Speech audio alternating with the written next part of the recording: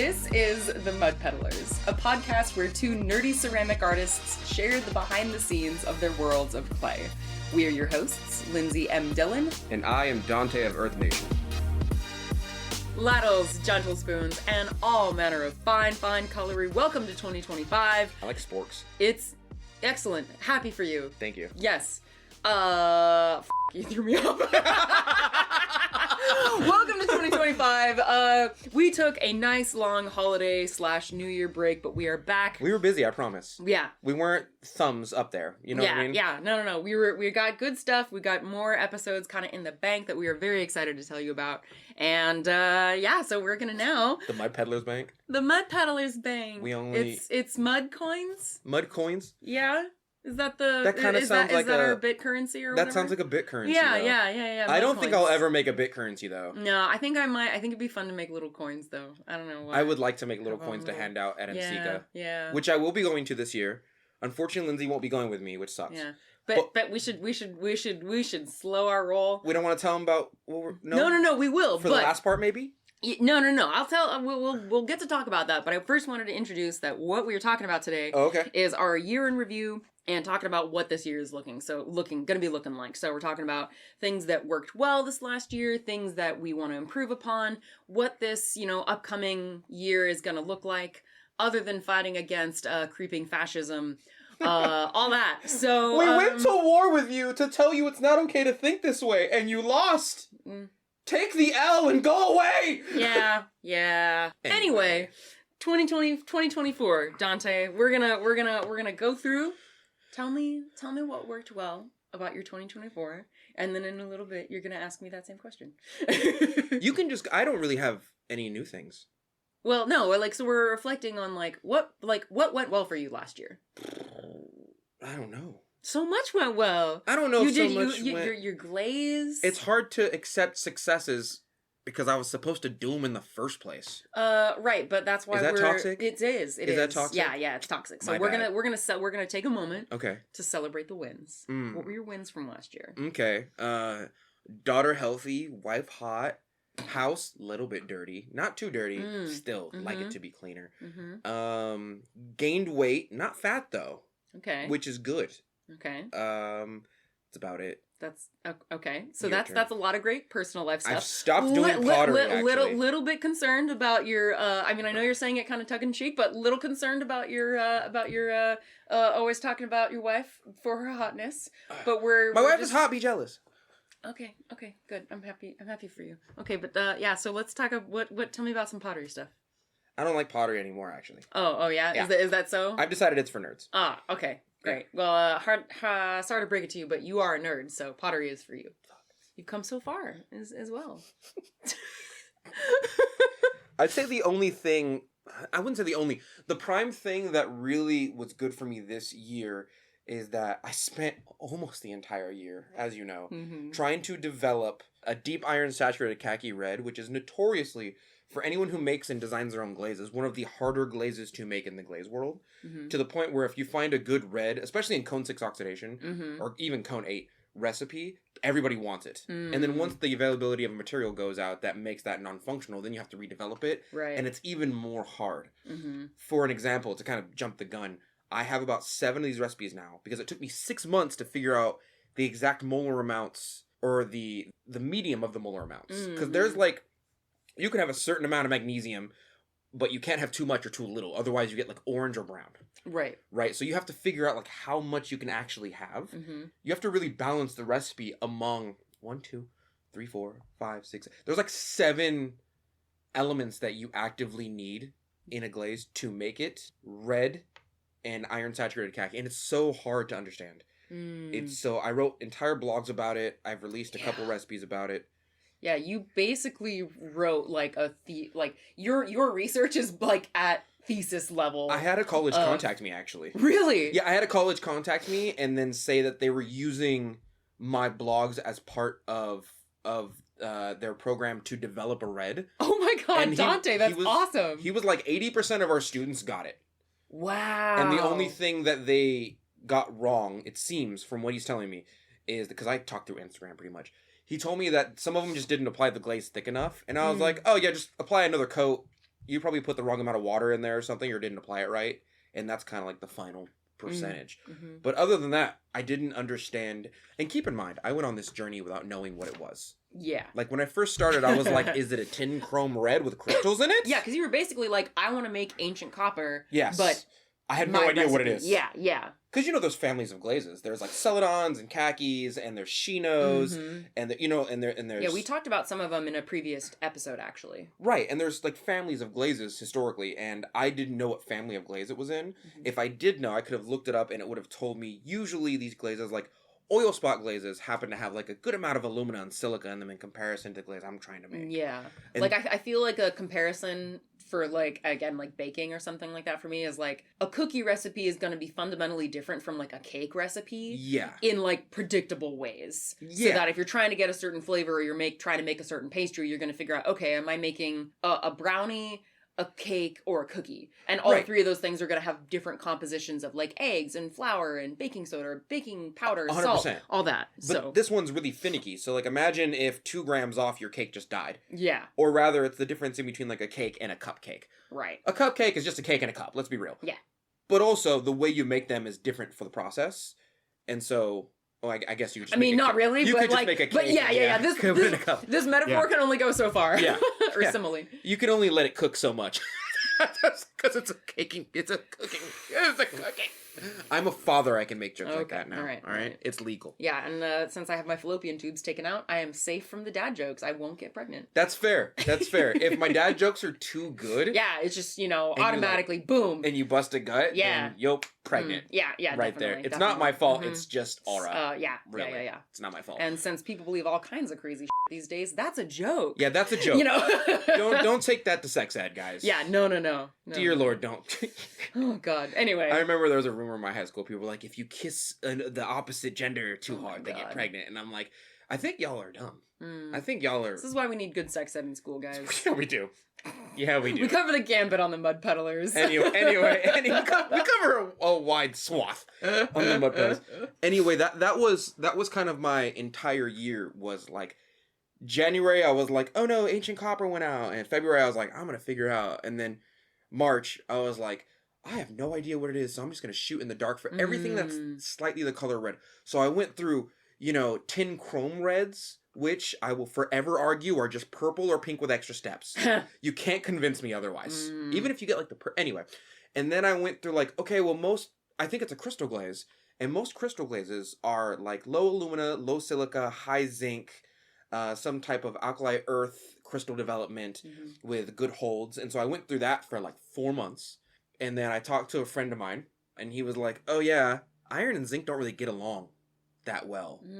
And he showed me a bunch of stuff, charts and stuff to like prove it. And I was like, oh, so I'm wasting my time. And he's like, yeah, you probably won't develop any crystals with those two things. But like zinc and cobalt get along really well, but like iron for some reason is a different monster. So I abandoned that, and then I tried so many things until I pretty much just started to treat the glaze as if it was a crystal glaze with only iron in it. And without getting too into the weeds, that's kind of what you have to do. Yeah. Like if you have a Tenmoku gold recipe anywhere in your gambit, I can promise you if you take out like enough alumina and silica and just replace it with bone ash, you'll probably create it. Sooner or later, you'll create a red glaze. Or you could go to Dante's blog and get a nice, not the exact recipe because you are working with Clayscapes. Clayscapes has my Red Lotus recipe. I have my Ancient Greymon recipe. I've given my patrons my Gara's Red recipe. I have Gigimon Red. I also have... There's a bunch of them. There's like 4... Or there's probably like close to 7 red recipes. But once I figured out the molar amounts for the UMF formula of what entails a good like solid red and what it actually is by nature, I was like, oh, I can make them blind now, But that was my entire year. Like, my entire year was like doing doing SAC anime on the side, and then like trying to develop this glaze. Yeah. And thankfully, Clayscapes picked it up, and it should be out sometime in March, right after NCECA. Yay! You can buy like 5 pounds of it, and I made sure to use materials that are relatively cheap. So I think you can get either 5 or 10 pounds of it for close to like $80. But other manufacturers of the same type of glaze will sell you that same thing for like $200. Yeah. For that same price tag, and that was something that I really had to had to work on. Thankfully, the owner of Clayscapes, Drew, and his sister are good people, down to earth, very like, we're not trying to gouge people. Price, we sell it, we make a profit, but we sell it for what it's worth. Yeah. And that's why I mess with them, you know? And that was basically my entire year. Yeah, yeah. What about you? Oh my gosh. Well, okay, well, I have a few more questions about your year.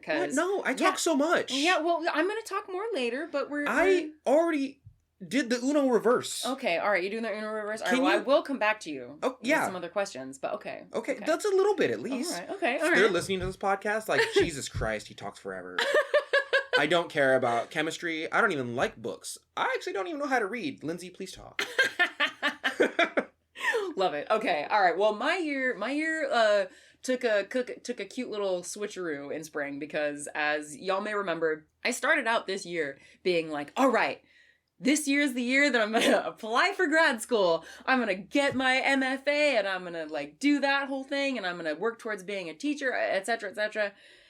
And for a number of reasons, which again, like if you go back and listen to, I think it's the 100th episode is where I talk about like the multitude of reasons why I decided not to do that. Oh, with the letter you read. Yes, so the letter that I read to our lovely listeners. It's a beautiful letter. Thank you. It took a really long time to write because there was a lot of different feelings and emotions and thoughts and different things to articulaate and consider. You're a thoughtful person. Oh, thank you. So you wrote them down on the paper. You did very good. I did. Thank you so much. Anyway.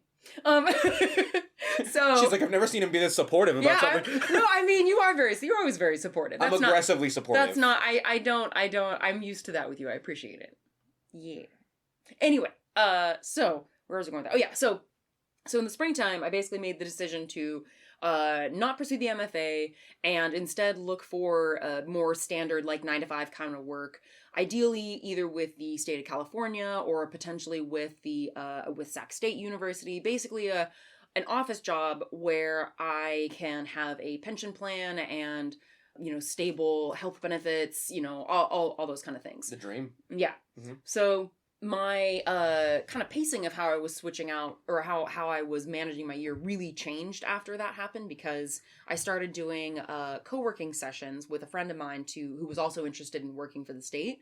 So for probably a good month, I don't think I really did much in the studio. I was basically like just doing all the things because if you don't live in California or you've never looked into like what it takes to apply for a state job, there's a lot of things that you have to do to even be able to apply for a job. There's like tests you have to take. There's like screening things. Anyway, it's like a whole process. So that was kind of a bit of a disruption. And then leading up to SAC Anime Summer, kind of had a really actually beautifully nice work-life balance. And you were getting work done, I noticed. Yeah, I was getting stuff done, but I was also like, that's kind of when I started getting more into some of the other like hobby things. Like hobby wise, as anyone who sees the inside of my studio now, I've got all these random like plant things hanging in the studio because I got into like foraging a little bit more and like plant identification. Yeah, it's I'm worried about you. Don't worry. It's not dangerous. I'm not eating mushrooms, if that makes you feel any better. Like I'm not. It's getting there though.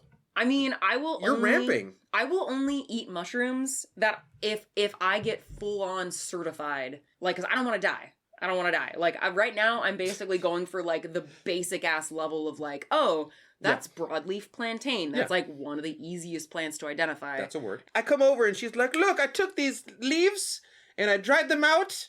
And they became stronger, and I sewed them into a wicker basket. Yeah, actually, I haven't made a wicker basket yet, but that's my next step. What's the other one I came over, and you were like, look, it's a sack full of nuts. Oh, yeah, I harvested and processed acorns. Okay, see? Yeah, that was really fun. That was really fun. So mushrooms is a step away, I think. It's a few steps away. So, anyway, okay, so then leading into SAC Anime Summer and then SAC Anime Winter, basically kind of between August and January, I was kind of balls to the wall to the point that, like, again, like usual, one of the things that I want to work on is that work-life balance during the busy season, because there was a combination of things. Like, I felt like I was less stressed this year. Like, that's one of the things that worked well, is that I was not as stressed as I normally am going into conventions. I noticed. I think partially because there is this sense of, like, yeah, this isn't going to be my only income for the foreseeable future. Like, I really kind of got to lean more into the enjoyment of like at the convention itself, like there was obviously still pressure to make money, but there was less of that really deep-seated anxiety about like, how am I going to keep doing this? How am I going to make this financially feasible? Because, well, that's not the plan anymore. Like, the plan is to get a consistent job that is going to take care of my more like baseline needs. Fair. Yeah. Because it kind of just like, again, I say this in the letter, if that's something that is either making you think like, oh God, how do you make a living in the arts? Or, oh God, I should be quitting my main job to go work in the arts, whatever. Go back and listen to that letter because there's a lot of different, it's really complicated. It's a lot of variables. Yeah. You can't just like, oh, Lindsey or Donte quit their job to do this thing. I should do it too, because that proves they did it, so I can do it too. Yeah. It's like, no, Dante's always had a side job. Yeah. Or like also don't think that like, oh, because Lindsey's quitting like ceramics full time, that means there's no way I could ever possibly do ceramics full time. It's like, no, there's so many individual factors. But I will say, I think like, again, kind of in the category of what worked well this year, I think in general, I had a very good year for like personal growth to some degree. Like, I think I have a better understanding of like what my needs are and what I want out of life, I guess. Okay. And I think, like, in small ways, how do I want to approach this? Like, just spit. Pretend you're not even talking to me. Just spit. Oh my God. All right. Well, pretend I'm not here. No, I mean, but you are here. I'm talking to you. I know, but like, sometimes you start a sentence and then you look at me and then you like get flustered. Just pretend you're monologuing. I know I'm very handsome. You get so flustered. I know I'm a stereon, but so just pretend I'm not here. Oh my God. Okay. Well, I guess. Okay. I've got a couple different thoughts. Like, I think in general, like when, again, like things that work well, the personal growth, I have been seeing my therapist more consistently. So I think like over the summer and through this fall, like I've been meeting with my therapist like twice a month. Okay. And twice a month. Twice a month. Yeah. Is that a lot for a therapist? People? I mean, it really depends. Like, some people only see a therapist like every year. Some people do it every week. It really depends. It really depends. How much money you have. Yeah. And that's another thing I should add is like my family is helping me pay for my therapy because I'm working with the same therapist that I had when I was studying abroad in 2011, and she lives in Italy, so she does not I'm sure that I could find a therapist here that is covered by my insurance because I have Medi-Cal, but I really, really like my therapist, and so my family supports me with that. So they're the ones paying for my sessions, which I want to make really clear. It's very much a privilege that I'm able to see my therapist as much as I do. I heard it's like dating in that like you have to try a couple.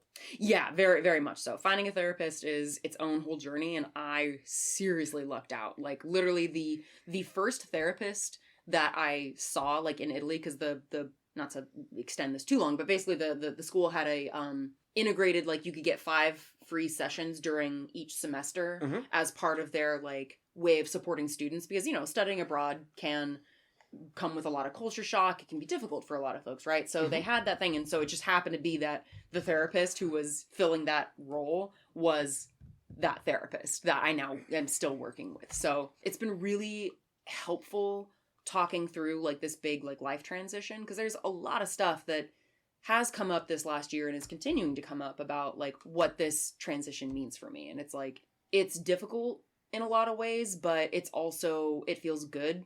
Like one of the things that I did as I was kind of beginning to make this transition is I went on a really long walk in the park, and I had my phone out, and I basically just typed in about, I don't know, maybe 50 individual random things that I want. And I made a list. 50? Something like that. Yeah. Okay. Yeah. And it was everything from like, I want to learn how to identify plants, to I want to be a supportive partner. It was like broad things, narrow things, but it was basically a way for me to get in touch with like what I want and what I need, and to be able to go back and look at that list now. Like, I haven't looked at that list since spring, and it's really cool to actually be able to go back and look at that and be like, oh, like, I actually, like, I have made a lot of progress with like the other like plant hobby things. Like, I've made a lot of progress with applying for state work. There's some things that like, oh yeah, I still want to keep working on this. Maybe I'll read it.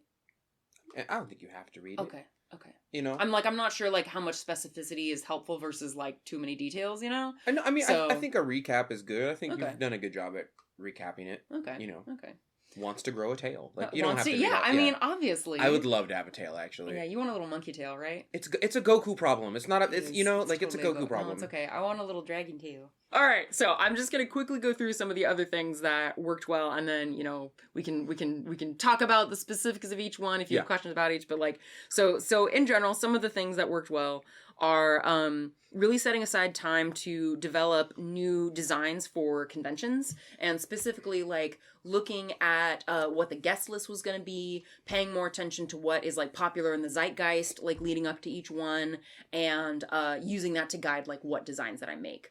On a similar note, I was a lot better this year about making like data-driven decisions because I was better at collecting data. Like I've been doing that for a while. Like, you know me, I've always been like taking like notes and things like that. But like I think solid. Yeah, I was better this year at just kind of putting that all together and like taking a bit more time to like plan for those things. Right. So another thing that worked well kind of on that same note is like in those preparations is that I realized how much co-working really works well for me in certain areas. So like most of the co-working that I did this year was like for applying for state work, but it did also make me realize like how nice it is to have that as like all right, I have these like background administrative tasks that like need to be done, but sometimes I'll like push them off because I have things with tighter deadlines like up front, but there's still like background tasks that need to get done. So there were some times where it's like, even though the like named purpose of that particular co-working session was to work on state job stuff, there were times where I took that time to work on other administrative stuff for ceramics. And so that was just kind of nice to know that that is a technique that works well for me. So that's something I kind of want to lean into more going into 2025. Can you just for not for me, because I know exactly what co-working is. Can you, for the listeners, of course? Yes. My friend wants to know. Oh, for asking for a friend? Yeah, what is, when you say co-working, do you just mean working in like a team basis with another person? Or do you mean that like, what do you mean by co-working, I suppose? I basically mean the productivity equivalent of being alone together.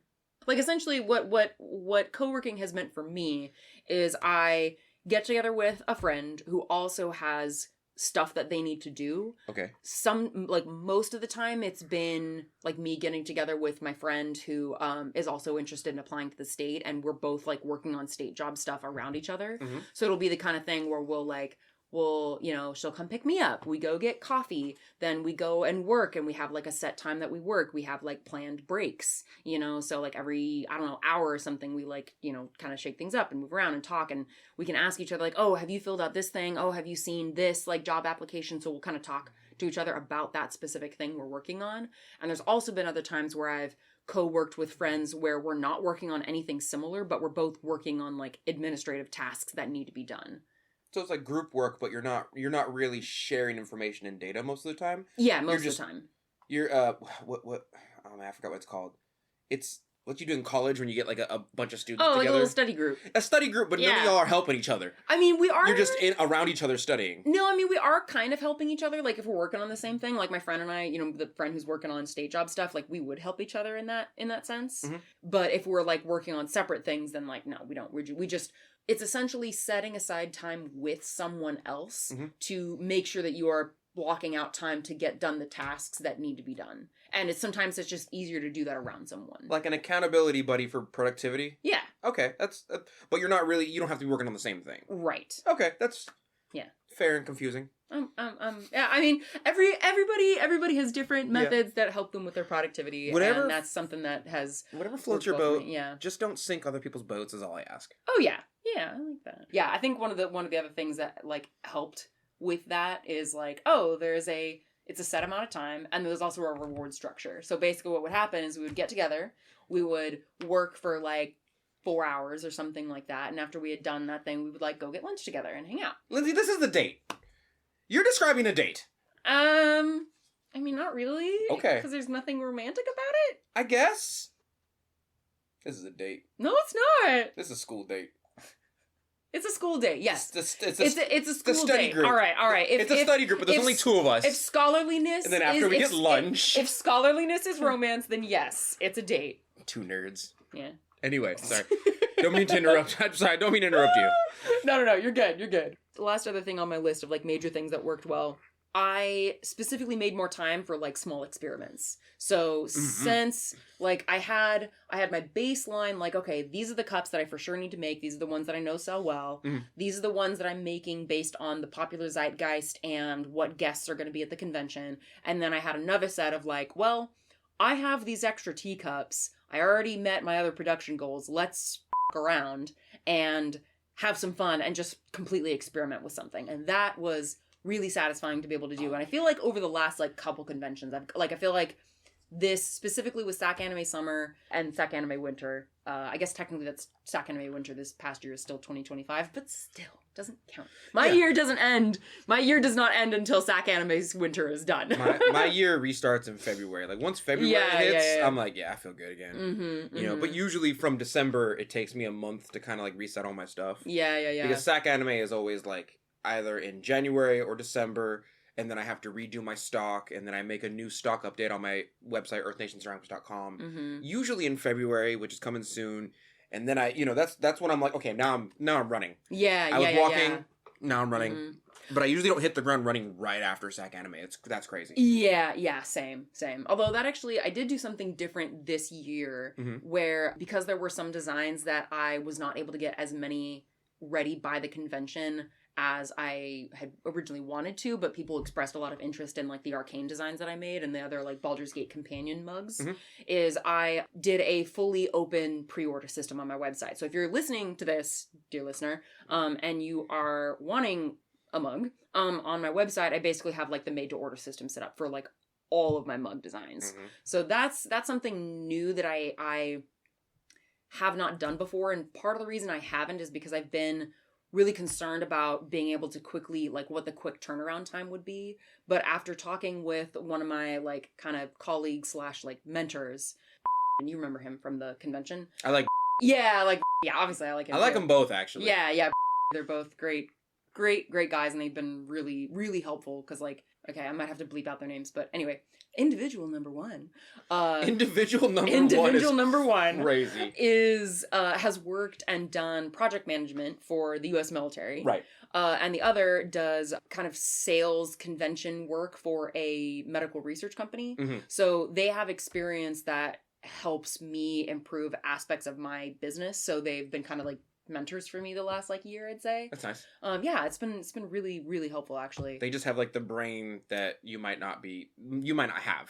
Yeah. Well, I think it's almost more like yeah, there are like skills that are inherently come easier to us, but it's also like learning what those skills are. So it's like they've helped me identify and improve those skills that that help me run my business better. Absolutely. Oh yeah. So basically I was talking to them and they were basically like, Lindsey, people really want your mugs. Like, people are talking about, like, for SAC Anime Winter, which, again, is in January, people at SAC Anime Winter were like, oh, like, it's okay, I'll wait until SAC Anime Summer because I really want this mug. That's like a 9-month wait. Oh, yeah. If people are willing to wait 9 months until the next convention to buy one of my mugs. Oh, yeah. Yeah, like, people are going to be okay if it takes you, like, 2 to 3 months to, like, make a mug. So that's a big thing that I've changed, is that I extended the production timeline on made-to-order items. But those are up right now. So that is... Good. I'm excited to see what comes of that. I've already got, like, a few orders that have come in.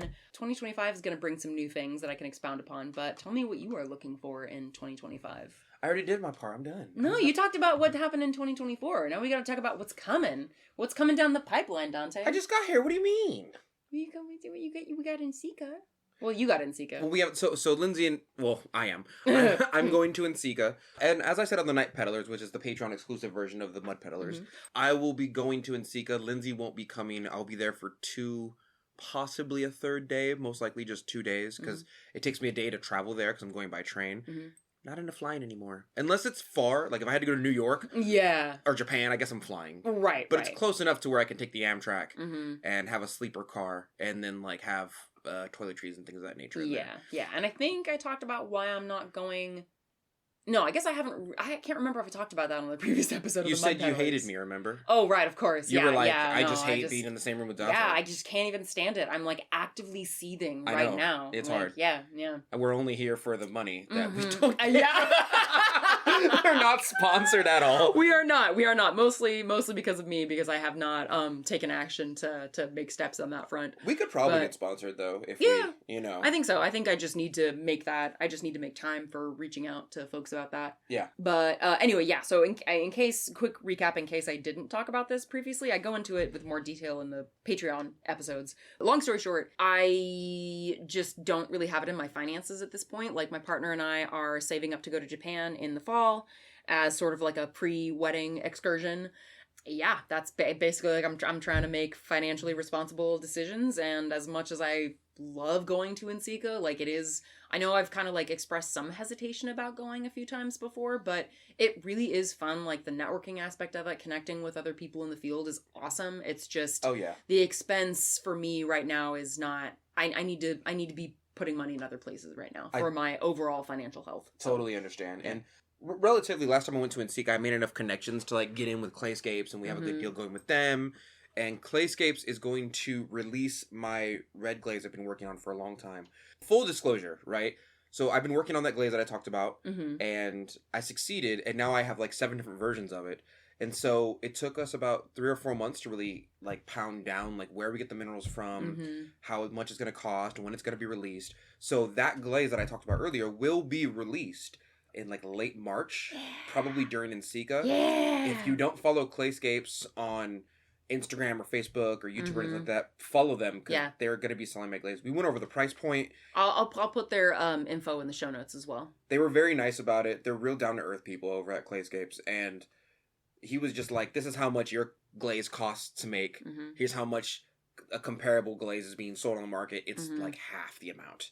So this will fly off the shelves. People are really, I wouldn't say desperate, but looking forward to a good oxidation red. All the tests we're doing with them, it's like coming out red pretty consistently. Yeah. As long as you don't do like one layer, it's all good, you know? Yeah. And I was like, cool. Clayscapes won't be there, unfortunately, for reasons I don't want to talk about. Nothing bad, but also I'm just not at liberty. Yeah. But I will be there. So if you are at NCECA 2025 and you want to hang out with me or do a meet and greet, join my Discord and follow my Instagram and all that. And Discord notes are in the show notes. I will be posting where I'll be, what we're doing for the meetups and all that. There's a room for like pottery meetups on my Discord and everything like that. I'm going to try and be more sociable this year. Yay. Also, there's only so much I can like follow Tim C before he's like, go away. Yeah. You know what I mean? We love Tim C. We love Tim C. He's a very lovely and kind man. Yes. He likes to troll me, but that's just part of who he is.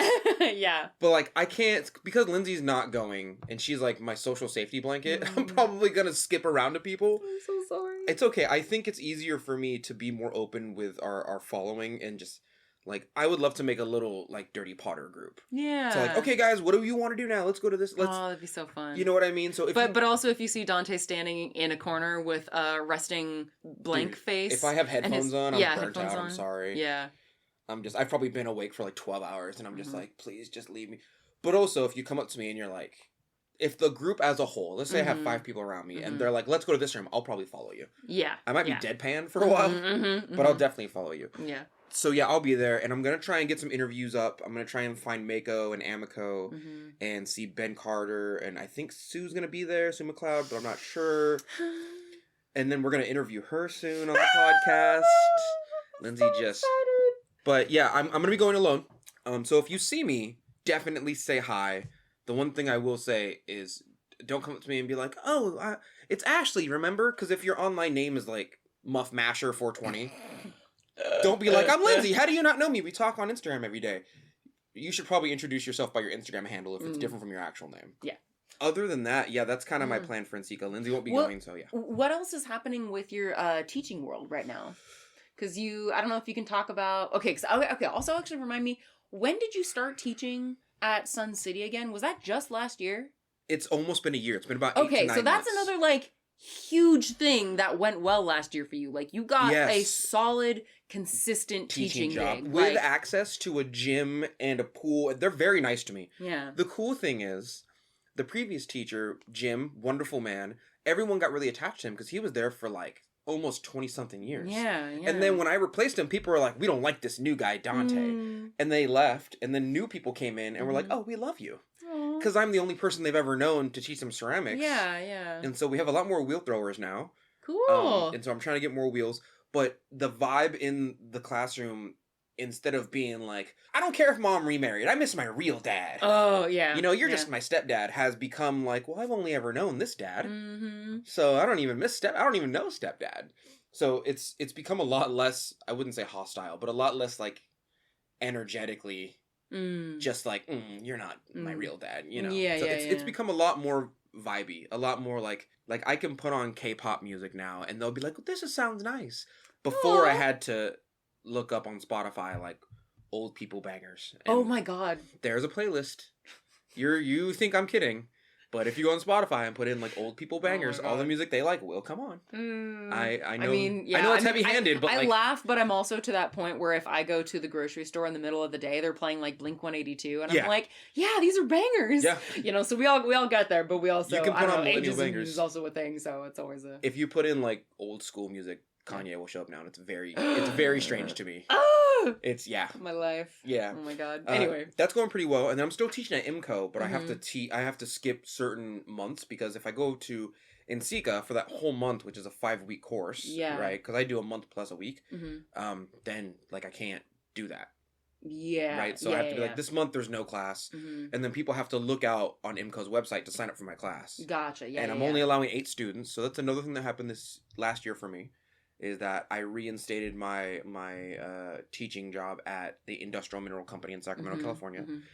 And then other than that, it's really been about, I didn't finish the glaze thing. So I gave the recipe to Clayscapes. Oh, yes. It's going to release very soon.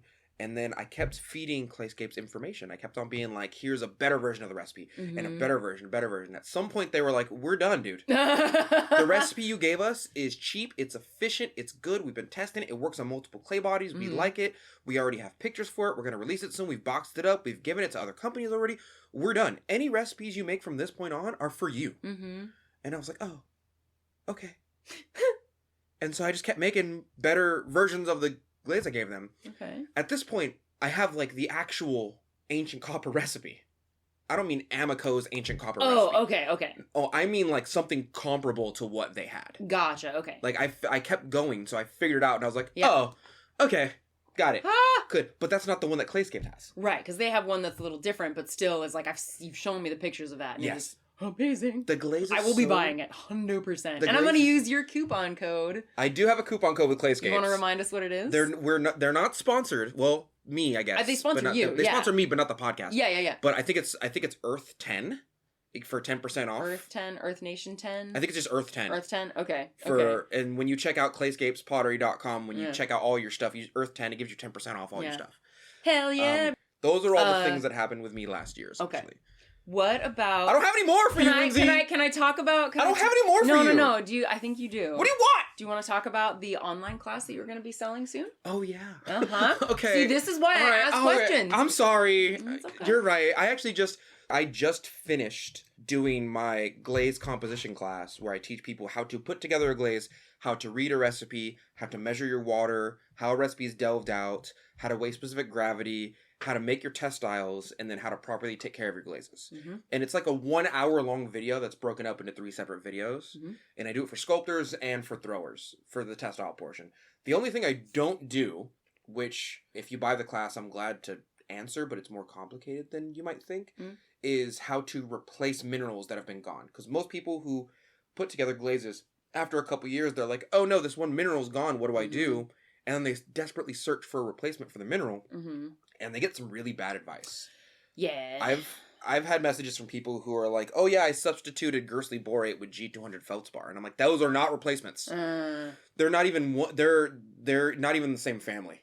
One's a feldspar and one's essentially like a glass former that's very low temperature. Yeah. Some people call it like a flux/glass former. That's arguable, but whatever. And so my whole thing is like, in order to learn replacements by yourself without finding outside sources or asking someone who knows how to reformulate stuff, you need to know molar amounts And then you have to learn the UMF formula. So you basically go over the basics of how to do that in your... No. Okay. I go over the basics of how to put a glaze together, how to weigh your specific gravity, some of the misconceptions of glazes, and how to make textiles. Okay. And you will be able to buy that on your website. Have you priced that out yet? How much it's going to be? It's going to be right underneath $200. Okay. But like the video is yours after that. Okay. Like it's not. So it's not like limited access when you have it. The video is yours, and then you're also putting together a way, like possibly, essentially figuring out a way for like, okay, if you've bought this class, you get access to like a special, like maybe like a community section on your Discord, or something like that, so that people can share their questions, learn from other people asking questions, and you will answer those questions. There's a glaze like chemist tab on my Discord, and I'll probably give them special access so that if you bought the class, you're in like a special group of people who can talk to each other. But you can also just talk to me directly on the Discord as well in that same room. That being said, I mentioned the replacement mineral thing is because the replacement mineral thing, if you do it by yourself, it assumes you know how to read the UMF formula and know like molar amounts, and I'm not teaching that. Right. I just want to make that very clear. Because people are going to buy my class thinking like, oh, he can probably teach me how to replace these minerals that like Custer Feldspar that I want so bad. Right. I'm not teaching that. That's a whole nother class that I have to make, and I'm far off from that. Yeah, no, that makes sense. So when will this class be available, do you think? What's it right now? January? 3 months. 3 months, cool. Probably right after NCECA. Sweet. And it'll be on my website, earthnationceramics.com, and there'll be a special tab, and it'll be at classes, and the class will be like... Yeah. Glaze Composition 101 or something like that. And it'll just teach you the basics of, because man, I tell you, I know I tell you this in the car all the time, but the amount of people who say they know how to put a glaze together and don't is wild. Like, the amount of people who just don't even measure their water, and that'll take you really far in glaze chemistry or glaze composition, is not even molar amounts, not even UMF, not even the Stoll chart, just like weighing your water for consistency is crazy. Crazy effective. And the amount of people who don't even put that in their recipes is big. Yeah.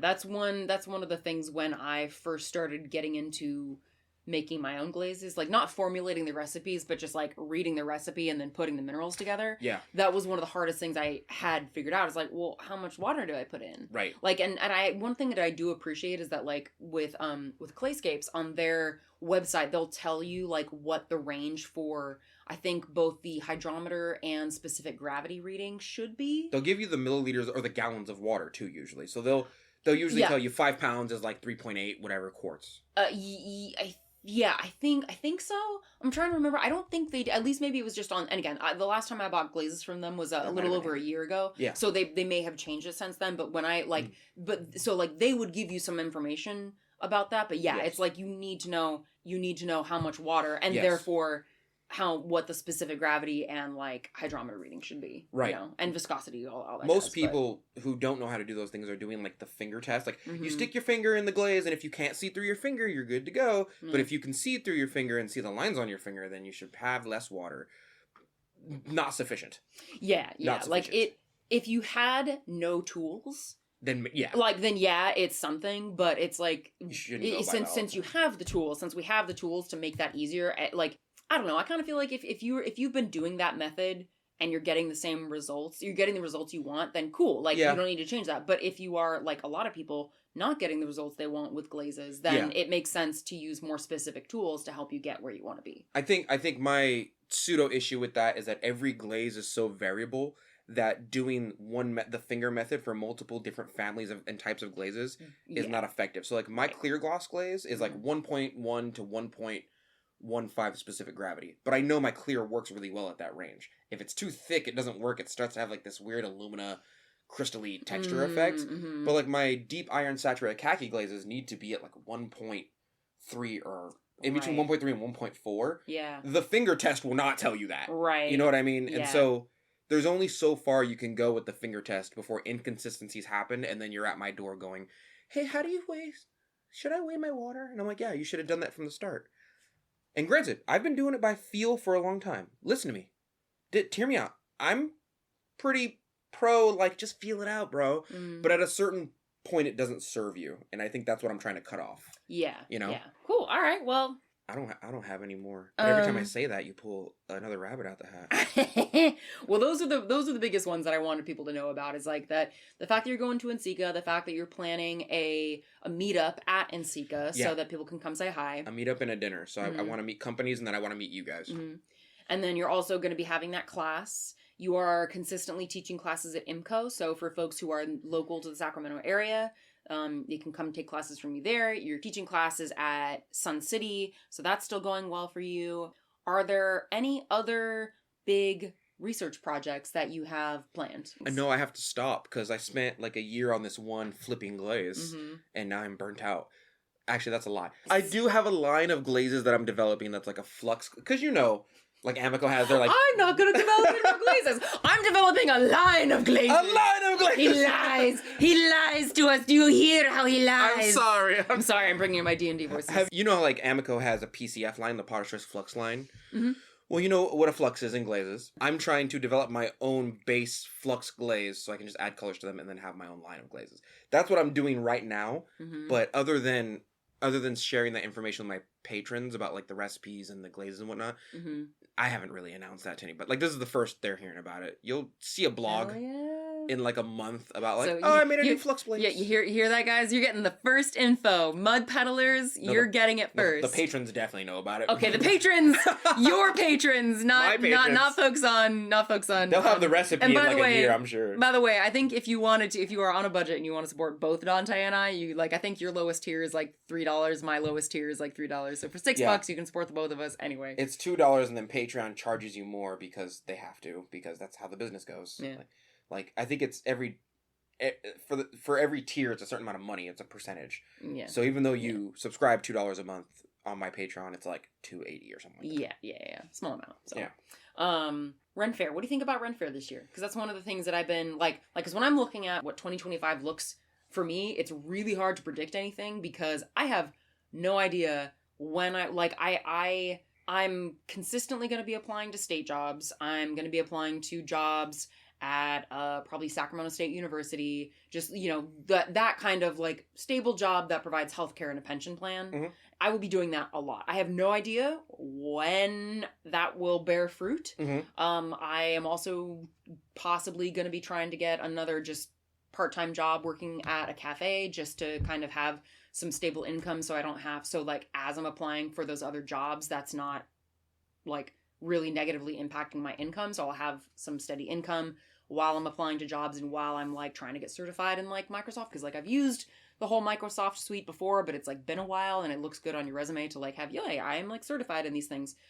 So I guess all that's to say that when I'm looking forward to next year, my main goal is just to remain flexible and not judgmental towards myself, because hopefully I get a state job or a stable job within the year. Yeah. And I'm sure when that happens, that is going to, that's going to be a really big change to how I've been living my life. Yeah, it will be. Yeah. So I don't know what that future will look like. I still want to plan on going to SAC Anime Summer and SAC Anime Winter. I also think it would be cool to do the Ren Fair as well. Whether I would have my own whole setup or whether you and I would maybe share something, again, we could discuss that. But that is something I think would be really cool to do, is to sell at the Folsom Ren Fair. I want to bare minimum go to check it out. Yeah. At mid, I want to be part of it and sell extras, because I have enough red clay stuff to sell. Yeah. Because that's kind of the vibe of Ren Fairs, is red clay steins and designs that are kind of heavy-ish and stuff like that. It's not that I don't think they would sell well. I just wouldn't bring a bunch of Korean shapes to a Ren Fair personally and then be yeah, these fit the niche. I'd probably bring more red clay steins, heavy looking things. I mean, actually, to some degree, that could be kind of interesting. If you specifically looked up Korean or other East Asian designs that were popular during the 14 to 1600s, that'd be cool as hell. I could probably do it. I probably wouldn't split my workload that way. Yeah. Also, because then there's an appropriation-y thing there too. Yeah, I'm just gonna make, and then at the most we can share a table, because then I know it's in March, which is in a month and a half. No, it's in September. It's right after SAC Anime. Is it? Yeah. The Folsom Ren Fair? Ooh, Folsom Ren Fair. I'm talking about something. I'm talking about Angels Camp. Oh, yeah, that's right. That's the other thing that you were. Yeah, because I wanted to Dirty Panda, Aaron of Dirty Panda Ceramics, he's going to be going to that. So if you are a Ren Fair fan. Every time I talk to him, he's like, you need to come. Yeah, yeah. Like, it's easy. So are you going to go to that one? I'm trying to. I have to email. Are you going to sell at it, or are you just going to go? I'm trying. Either one, honestly. Okay, if you end up going, let me know, because maybe I can go with you. Yeah, 'cause if I just go, I want to get, like, you, the baby, Abel, and to go and check it out. Yeah! And then if I sell there, I'll have to drive there back and forth. It's like an hour and a half each way, though. Right? But other than that's kind of all my plans for 2025 right now. Right now. And then I have to stop doing new things. He says. Because I'm going to make a new class. Take me 4 months, and then I'm like, I'm just going to not pay attention to it anymore. He lies. I do. He lies to us. I know. All right, well... I just got a piece so bad. You got a piece so bad? All right, well, wait. Don't leave yet. Don't leave yet. The thing I'm going to say is ladles, gentle spoons, and all manner of fine cutlery. It's kind of crazy right now. I think the creeping fascism and the hate that is being spread by our... the only good Nazi's a dead one. We are not making an active call to violence because that's illegal. But fuck Nazis. And basically what I'm trying to say is take care of yourself. Find ways, and I'm going to list some resources in the show notes for like things you can do to help everybody kind of get through what these next 4 years are going to be looking like. Because, it's a lot. It's a lot. So take care of yourself. Be creative. Don't die. It's a Roman salute. Do me a favor. Google Roman salute. It's the Nazi salute. That's the thing they told us was like, no, it's a Roman salute, it's okay. But then when you look it up, it's not okay. That's the same thing. You just didn't look it up. No. You stupid. It's dumb. It's dumb. Anyway, fight fascism. Fight the empire.